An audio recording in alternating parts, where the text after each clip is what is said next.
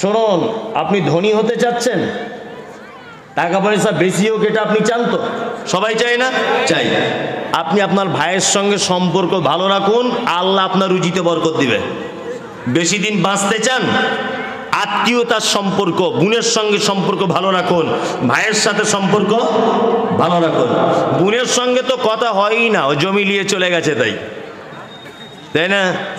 আবার আপনি যদি আপনার বোনের বাড়ি যান তা আপনার বউ আপনাকে বলে, কেন তোমার বোনের সঙ্গে সম্পর্ক রেখেছে, কেন তোমার লজ্জা শরম নাই, ও জমি নিয়ে চলে গেছে, বলে না? তো ও তার বাপের জমি নিবে না? জমি নিয়েছে তো ক্ষতি কি? ও তো ওর ভাগ নিয়েছে, অসুবিধা কোথায়? কেউ কেউ লোক আছে পাড়া গ্রামের শ্বশুর বাড়ি থেকে জমি জায়গা বিক্রি করে এনেছে, এটা পাড়ার লোক জানতে পেরেছে, তা বলছে তোর মতো নেমোখার আমার কেউ আছে শ্বশুর বাড়ির জমি বিক্রি করে খাস? ঠিক করেছে, জমি বিক্রি করে খেয়েছে। আমি বলে দিচ্ছি, কাল সকালবেলাতে আপনার শ্বশুর যদি বেঁচে না থাকে তা আপনার বউকে বলুন, যা জমি জায়গা আছে সব বিক্রি করে নিয়ে চলে আয়। এটাই ঠিক। ও তার বাপের জমি কেন বিক্রি করবে না? তুমি যখন তোমার বাপের সম্পত্তি পেয়েছো, সে বেটি তার বাপের সম্পত্তি পাবে না? পাবে। সম্পত্তিটা নিয়েছে বলে কোনো সম্পর্ক নেই। আর আমরা যায় যায় ভাইয়ে ভাইয়ে শুধু এক অপরের ক্ষতি চাই, চাই না? মাঝখানে একটা গল্প আপনাদেরকে শোনাই, ভাইয়ের ক্ষতি চাইলে নিজের ক্ষতি কেমন করে হবে, খুব চমৎকার, এতে শিক্ষা আছে। একটা লোক, তারা দুই ভাই, তার দুজনা মিলে গাই গরু পোষে বাড়িতে। গাই গরু বুঝেন? গাই গরু। এখন বড় ভাইয়ের গরুর দুধ হয় ওই 1.5 কেজি 2 কেজি, আর ছোট ভাইয়ের গরুর দুধ হয় প্রতিদিন 13 কেজি 14 কেজি। এখন ওর বড় ভাইয়ের বউটা ওর বড় ভাইকে বলছে, তুমি নামাজ পড়ছো কেন, একটু দোয়া করতে পারো না যাতে ওদের গাইটা মরে যায়? কেমন বুদ্ধি দেখুন, মেয়েদের শিরায় শিরায় বুদ্ধি, আর ওদের পাল্লায় যে পড়েছে তার 12:30 বেজে গেছে। কি বললাম বুঝলেন? একদম। ও দেখবেন এই জায়গায় চলছে, আপনি এই জায়গা থেকে ছেড়ে দিয়ে ওই মাথা দিয়ে ঘুরে চলুন, ওদের ধারে পাশে যাবেন না। আমার নিজের জীবনে পরীক্ষা, স্কুলে হেডমাস্টার দেখছি আন্ডার প্যান্ট পরে বসে আছে রাস্তার ধারে। কি ব্যাপার মাস্টার মশাই এরকম অবস্থা কেন? বলছে সে প্রাইভেট পড়াতে গিয়ে ভালোবাসা করে আর একটা বিয়ে করেছিল না, ওই 2 বইয়ে ওর মাথার চুল সব ছিঁড়ে দিয়েছে, দিয়ে এখন পাগল হয়ে আন্ডার প্যান্ট পরে বসে আছে। কি বললাম বুঝতে পারছেন? খুব খাতারনাক, এদের থেকে সাবধানে থাকবেন। ছোট ভাইয়ের বড় ভাইয়ের বউটা শুধু বলছে একটু দোয়া করো না যাতে তোদের গরুটা মরে যায়, জানে শান্তি পাই। মানে একটাই গোয়ালা দুধ নিতে আসে, বুঝলেন না? এদের হয় 3 কেজি, ওদের হয় 13 কেজি। হিংসা হবে কি হবে না? মেয়েদের মন কেমন আর একটা পরীক্ষা করবেন, বাড়িতে দেখবেন যখন মুরগিকে খেতে দেয়, একটা হাতে ধান বা গম নিয়েছে, আহ আহ আহ এরকম করে খেতে দিচ্ছে, আর একটা হাতে দেখবেন ঝাঁটা নিয়ে দাঁড়িয়ে আছে। মানে নিজের মুরগি খাচ্ছে অসুবিধা নাই, পরের মুরগি যদি একটু ঢুকে যায় ওই দলে, তা মেরে তার কলিজা কানা করে দিবে। এইরকম ওদের মন। কি বললাম বুঝলেন? তা ওই লোকটা মসজিদে গিয়ে বইয়ের কথা শুনে দোয়া করছে, রব্বানা আতেনা, আল্লাহ যেমন হোক করে আমার বড় ছোট ভাইয়ের গরুটা মেরে দাও না, দোয়া করছে। আচ্ছা, সব দোয়া কবুল হয়? হয়। তা লোকটা 1 সপ্তাহ যাবত দোয়া করছে, ওর বউ বলেছে বলে। ওর বউ একদিন রেগে গিয়ে বলছে, তুমি কেমন নামাজি? হ্যাঁ, 30 বছর নামাজ পড়ে কপাল কালো হয়ে গেল, দোয়া করে একটা গরু মারতে পারছো না, সামান্য ব্যাপার। ভালো করে বুঝবেন। এখন ও একদিন ফজরের নামাজ পড়ে নিয়ত করেই রেখেছে, দোয়া আজ কবুল না হওয়া পর্যন্ত বাড়ি যাব না। খুব দোয়া করছে, রব্বানা আতেনা, আল্লাহ যেমন হোক করে গরু মেরে দাও, তাছাড়া বাড়িতে টিকতে পারছি না। খুব দোয়া করছে। এখন দোয়া করতে করতে বসে আছে, দোয়া করছে, খুব দুলে দুলে দোয়া করছে। ওর বেটি পিছন দিক দিয়ে এসে বলছে, আব্বু। বলছে কি হলো মা? বলছে গরু মরে গেছে। তখন লোকটা হাততালি দিচ্ছে, দোয়া করছে, বলছে আজকে দোয়া কবুল হয়েছে অনেক দিন পর। বাড়ি গেছে, মেন গেটের সামনে দেখছি ওর বউ এরকম ঝাঁটা নিয়ে দাঁড়িয়ে আছে। বলছে তুমি কেমন দোয়া করলে? হে, আমাদের গরুটাই তো মরে গেল। তুমি কেমন দোয়া করলে? আমাদের গরুটাই তো মরে গেল। আল্লাহু আকবার। তখন লোকটা তখন বলছে, না না না, ভুল আমার হয়নি রে, গন্ডগোল এক জায়গায় হয়েছে। যে কি গন্ডগোল? বলছে পাশাপাশি গোয়াল ঘর তো, ফেরেশতা ঠিক এসেছিল, গোয়াল ঘরটা চিনতে ভুল করেছে, ওদেরটাই না ঢুকে আমাদেরটাই ঢুকে গেছে। আসলে ঘটনা ওটা নয়, পরের ক্ষতি চাইলে নিজের ক্ষতি হবে। আল্লাহ বলেছেন ওয়া আজওয়াজুকুম, সারা পৃথিবীতে যত প্রেম আর ভালোবাসার জিনিস আছে আল্লাহ বলছেন সব থেকে 4 নম্বরে আল্লাহ তোমার বউ হচ্ছে তোমার ভালোবাসার জিনিস। ভালোবাসা আছে তো স্বামী স্ত্রী? ওই একজন এরকম এরকম করছে, মানে বেচারা খুব বিপদে আছে গো, খুব বিপদে আছে। কত ভালোবাসা। হাদিস আল্লাহ নবী সাল্লাল্লাহু আলাইহি ওয়াসাল্লামের বিবিদের সঙ্গে নবীজির হাদিস একটা ছোট্ট করে বলি।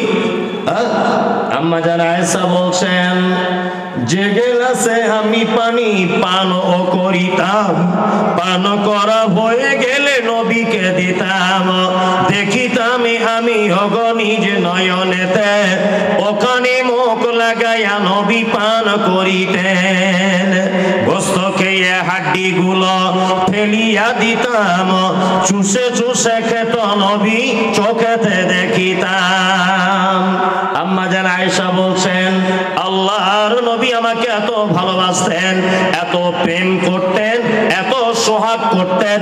আম্মা জান আয়েশা বলছেন যে গেলাসে আমি পানি পান ও করিতাম, পান করা হয়ে গেলে নবীকে দিতাম, দেখিতাম আমি অগণিজ নয়নেতে, ওখানে মুখ লাগাইয়া নবী পান করিতেন। গোস্ত খেয়ে হাড্ডি গুলো ফেলিয়া দিতাম, চুষে চুষে খেত নবী চোখেতে দেখিতাম। আল্লাহু আকবার। আমাদের আয়েশা বলছেন নবীজি আমাকে এত প্রেম করতেন, আমি যখন ভাত খেতে বসেছি গেলাসে মুখ লাগিয়ে পানি পান করেছি, গেলাসটা রেখে দিয়েছি, আল্লাহর নবীকে দেখেছি ওই গেলাসে মুখ লাগিয়ে ওই জায়গাটাতে মুখ লাগিয়ে তিনি আবার পানি পান করতেন। আপনার বহু আর আপনার মধ্যে এরকম হয়?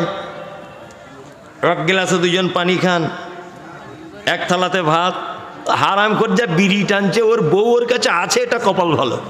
ওর মুখের যা গন্ধ, আস্তাগফিরুল্লাহ আস্তাগফিরুল্লাহ। যাই হোক, ও সকালবেলা উঠে বিড়ি টানছে বাসি মুখে, আল্লাহু আকবার।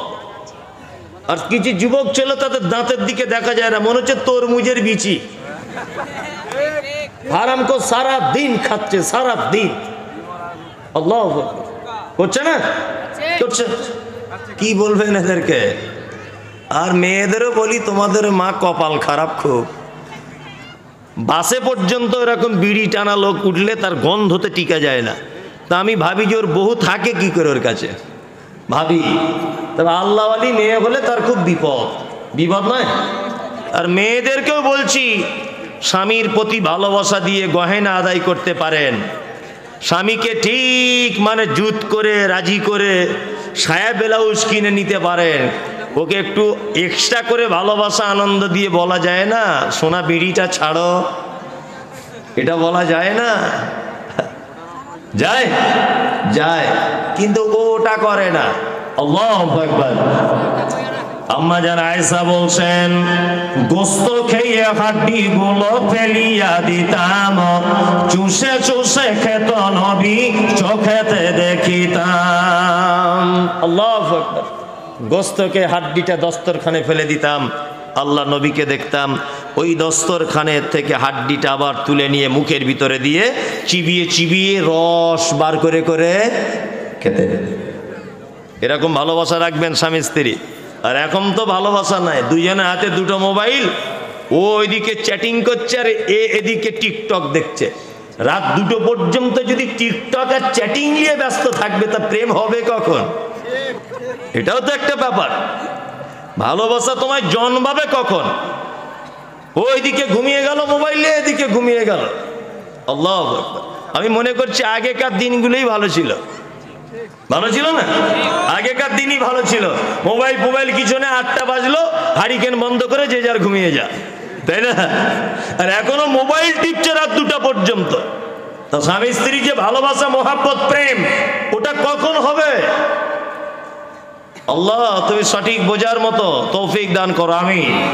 এশার নামাজ পড়বেন, খাওয়া দাওয়া করে নেবেন, মোবাইল টোবাইল সব সুইচ অফ, স্বামী স্ত্রী ঘুমিয়ে যাবেন বিবি বাল বাচ্চা নিয়ে, এটাই হচ্ছে সঠিক পদ্ধতি। ফজরের সময় আবার আপনাকে ঠেলে উঠতে হবে। কি বললাম বুঝলেন? স্ত্রীদের প্রতি সর্বক্ষণ কি করবেন? ভালোবাসা রাখবেন। তবে একটা কথা বলে দিচ্ছি, বেশি ভালোবাসতে যাবেন না। কিন্তু ও যদি বুঝতে পেরে যায় যে আমার স্বামী আমায় ছাড়া চলে না, তাহলে আপনাকে ওই আন্ডার প্যান্ট পরে ঘুরিয়ে দিবে। কঠিন খাতারনাক, ওই জন্য একটু অল্প অল্প। আর ভালো যদি কঠিন ভাবেও বাসেন, তবু ওকে বুঝতে দিবেন না। কি বললাম বুঝলেন? বুঝতে পেরে গেলে কিন্তু বিপদ, খুব বিপদে ফেলে দিবে আপনাকে। আল্লাহ বলছেন ওয়া আজওয়াজুকুম ওয়া আশীরাতুকুম, তোমার নিকট আত্মীয় হলো আল্লাহর পক্ষ থেকে তোমার দেওয়া নিয়ামত, তোমার ভালোবাসার জিনিস। ওয়া আমওয়ালুন ইকতারাফতুমুহা, তোমার উপার্জিত সম্পদ, এটা তোমার মুহাব্বতের জিনিস। ওয়া তিজারাতুম তাকশাউনা কাসাদাহা, আর তোমার ব্যবসা, এটা হচ্ছে আল্লাহর পক্ষ থেকে তোমায় দেওয়া ভালোবাসার জিনিস। ওয়া মাসাকিন তারজাউনাহা, আর তোমার বাড়ি হলো আল্লাহর পক্ষ থেকে বড় নিয়ামত, এটা তোমার মুহাব্বতের জিনিস। বাড়ি মুহাব্বতের নয়, টাকা পয়সা, বিবি বাল বাচ্চা, যত যা কিছু আছে তার ভিতরে একটাও আল্লাহ বলছে অমাসাকিন তারজাউনাহা, তুমি যে বাড়িতে বসবাস করো এই বাড়িটা আমার পক্ষ থেকে তোমার নিয়ামত। তুমি যদি ইচ্ছা করো মার্বেল পাথর লাগাবো রাজস্থান থেকে এনে, তবুও কোনো সমস্যা নাই। তুমি যদি বলো এসি লাগাবো, তাতে কোনো সমস্যা নাই। তুমি যদি বলো আমি টাইলস করব, তাতে কোনো সমস্যা নাই। তুমি 1 কোটি টাকা দিয়ে বাড়ি করো, কোনো সমস্যা নাই। 100 কোটি টাকা দিয়ে বাড়ি বানাও, তাতে কোনো সমস্যা নাই। কিন্তু একটা কথা মাথায় রেখে দিবে, তুমি বাড়িতে আরাম করে কম্বল ঢেকে নিয়ে শুয়ে আছো, আর পৌষ মাসের কনকনে শীতে মসজিদের মুয়াজ্জিন বলে দিল ফজরের সময়তে আসসালাতু খায়রুম মিনান নাওম। কোটি কোটি টাকার বাড়িতে শুয়ে থাকার পরেও তোমার আজান শুনে মসজিদে গুটি গুটি পায়ে তোমাকে চলে যেতে হবে। এর নাম হলো ঈমান। এর নাম কি? ঈমান। আল্লাহ তারপরে বলছেন মাসাকিন তারজাউনাহা আহাব্বা ইলাইকুম মিনাল্লাহি ওয়া রাসূলিহি ওয়া জিহাদিন ফি সাবিলিহি ফাতারাব্বাসু হাত্তা ইয়াতিয়াল্লাহু বিআমরিহি আল্লাহু লা ইয়াহদিল কওমাল ফাসিকিন। আল্লাহ বলছে এতক্ষণ যত ভালোবাসার কথা বললাম, সমস্ত ভালোবাসার থেকে 3টে জিনিসকে ভালোবাসা লাগবে। কটা জিনিস? 3টে। এক, আহাব্বা ইলাইকুম মিনাল্লাহি, আল্লাহ বলছে আমাকে ভালোবাসা লাগবে। ওয়া রাসূলিহি, আমার রাসূলকে ভালোবাসা লাগবে। ওয়া জিহাদিন ফি সাবিলিহি, আমার রাস্তায় জিহাদটাকে ভালোবাসা লাগবে। ফাতারাব্বাসু, যদি এই 3টে জিনিসকে তোমরা ভালোবাসতে না পারো, আল্লাহ বলছেন ফাতারাব্বাসু, বান্দারে অপেক্ষা করো, হাত্তা ইয়াতিয়াল্লাহু বিআমরিহি, আমার হুকুম আসা পর্যন্ত, অর্থাৎ আমার পক্ষ থেকে তোমাদের উপরে বিপদ আসা পর্যন্ত তোমরা অপেক্ষা করো। তারপরে আল্লাহ বলছো আল্লাহু লা ইয়াহদিল কওমাল ফাসিকিন, আর ফাসিক কওমদের আমি কখনো হেদায়েত দান করি। কি বুঝলেন? পৃথিবীর যত জিনিস আছে সব থেকে 3টে জিনিসকে বেশি ভালোবাসতে হবে। কটা? 1, আল্লাহকে। 2, মুহাম্মদ সাল্লাল্লাহু আলাইহি ওয়াসাল্লামকে। 3, আল্লাহর রাস্তায় জিহাদ, এটাকে বেশি পছন্দ করতে হবে। যদি এই 3টা আমাদের ভিতরে না যদি থাকে, আল্লাহ বলছেন ফাতারাব্বাসু, তোমরা অপেক্ষা করো, হাত্তা ইয়াতিয়াল্লাহু বিআমরিহি, আমার পক্ষ থেকে তোমাদের উপর বিপদ নেমে আসবে। আজকে যত আমাদের মুসলিমদের উপর বিপদ, এতক্ষণ যাবৎ যা বললাম, সমস্ত বিপদের মূল কারণ হচ্ছে এই যে আমাদের ভিতরে না আছে নবীর ভালোবাসা, না আছে আল্লাহর ভালোবাসা, না আছে নামাজ, না আছে রোজা, না আছে জাকাত, আছে শুধু হারাম, পরনিন্দা, গীবত, পরচর্চা, ব্যভিচার, রাহাজানি, খুনোখুনি, আত্মীয়তার সম্পর্ক বিচ্ছিন্ন, প্রত্যেক 12 ঘন্টা 24 ঘন্টাতে হাদিস এবং কোরআনের খেলাফ সমস্ত কাজ, তাই না?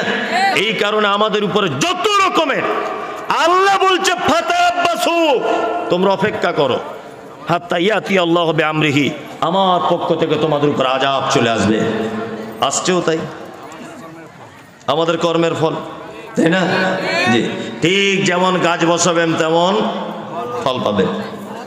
ওই জন্য সকল দিনই ভাই এবং বোন আপনাদের কাছে অনুরোধ, অনেক চায়ের দোকানে বসে বসে আলোচনা হয় যে মৌলভী সাহেবরা কি করছে, ফিলিস্তিনের মুসলমানগুলোকে মেরে দিচ্ছে, একটু দোয়া করতে পারছো না?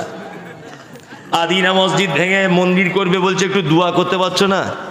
আমি বলছি দোয়া করে কাজ কি? তুমি আগে চায়ের দোকানে বসে গীবত করাটা ছাড়ো, তুমি আগে পরনিন্দা করা ছাড়ো। ওই 4 টাকা গিলাসের চা খায় আর 400 টাকার পরের কথা বলে, অমুকের বউ কি করেছে, অমুকের বেটা কি করেছে, ও কি করে 2 তলা বাড়ি করলো, ও কি করে জমি কিনলো, এই সব কথা, কথা নয় কথা। যদি এটা মাদ্রাসার জলসা, রাত্রি এখন 12:30 বাজে, কি বললাম বুঝলেন? এই ব্যাপারটা আমাকে একটু মাথায় রাখা উচিত বলে আমি মনে করছি। 2-5 মিনিট নাকি? হ্যাঁ বলে দিই। হ্যাঁ, মানুষ রাত্রি অনেক হলো, যারা আপনারা এখানে বসে আছেন, আমি তো মনে করি যে দক্ষিণ দিনাজপুরে এবছরে যত প্রোগ্রাম করেছি, আজকের মতো লোক কোথাও হয়নি। আজকেই শ্রেষ্ঠ লোক আজকে হয়েছে। তবে পজিশনটা একটু গন্ডগোল, যাই হোক, টোটালি যদি এই দিক ফিরে স্টেজটা করা হতো তাহলে একটা কিছু হতো, যাই হোক। তা এটা আবার আগামীতে সব পরিকল্পনা করে ঠিক হবে। তা যে কথা বলছিলাম, খুব সুন্দর একটি প্রোগ্রাম বা পরিবেশের মধ্যে আমাকে আল্লাহ কবুল করেছে। আমি অনেক দূর থেকে এসেছি, এতক্ষণ টোটা ফাটা ভাষাতে যা কিছু বলেছি, আল্লাহ তুমি আমাদের সকলকে আমল করার তৌফিক দান করো, আমিন আমিন। মাদ্রাসার প্রোগ্রাম এটা, যারা আল্লাহ এবং তার রাসূলকে ভালোবাসেন, আপনাদের কাছে বিনীত অনুরোধ, নিশ্চয় আপনি এটা চাইবেন যে ইসলাম পৃথিবীতে বেঁচে রাখার, বাঁচিয়ে রাখার, ইসলামকে টিকিয়ে রাখার সম্পূর্ণ দায়িত্ব আল্লাহর, ওটা আলাদা একটা সাবজেক্ট। কিন্তু দুনিয়াতে দায়িত্ব আমি তো বলবো এই মাদ্রাসাগুলো আছে, এদেরকে টিকিয়ে রাখা। মাদ্রাসা না থাকলে ইসলাম টিকিয়ে রাখা বড় কি বিপদ, খুব বড় বিপদ। আর এখন মাদ্রাসার প্রতি মানুষের একটা ভক্তি শ্রদ্ধা আস্তে আস্তে কি কমছে, বাড়ছে না, কমছে। এখন মিশন স্কুলের প্রতি মানুষের ভালোবাসা বেশি, কারণ ওরা মানুষ সবাই ভাবছে যে এখান থেকে আমার ছেলে পাস করে বার হলে ডাক্তার হবে, মাস্টার হবে, ইঞ্জিনিয়ার হবে, ব্যারিস্টার হবে, উকিল হবে, মোটা টাকা ইনকাম করবে। এই কারণে ওই দিকে মানুষের একটু চিন্তা ভাবনা কি বেশি, ওই জন্য মাদ্রাসার প্রতি ভক্তি কম। দিনাজপুরের সমস্ত মানুষের কাছে বিনীত অনুরোধ, যারা এখানে বসে আছেন, এতক্ষণ পর্যন্ত যা দিয়েছেন, আপনারা আল্লাহর রাস্তে আরো কিছু দেন, এটা দেওয়ার জন্য আপনাদেরকে বিনীত অনুরোধ করছি। একজন ভাই 500 টাকা দিয়েছেন, আল্লাহুম্মা সাল্লি আলাইহি আল্লাহুম্মা বারিক আলাইহি। যদি অনেক মানুষ অনেক কিছুই দিয়েছেন, তারপরে বলবো, দেখছেন আমি ভাবছি যে একটু মনে হয় কথা বলি, তারপরে আর কিছু বলবো, মানে মানুষের মাদ্রাসার কথা বললে এনার্জি লস, তাই না? অ্যালার্জি শুরু, এনার্জি লস। আল্লাহু আকবার। এই যারা বসে আছেন, খালি এখানে কেন চলে যাচ্ছেন আপনারা? অন্তত পক্ষে আসুন, কিছু অন্তত দেন মাদ্রাসার জন্য, 10, 20, 50, 100 টাকা দেন, এতে আপনার অসুবিধা কোথায়? আসুন একটু।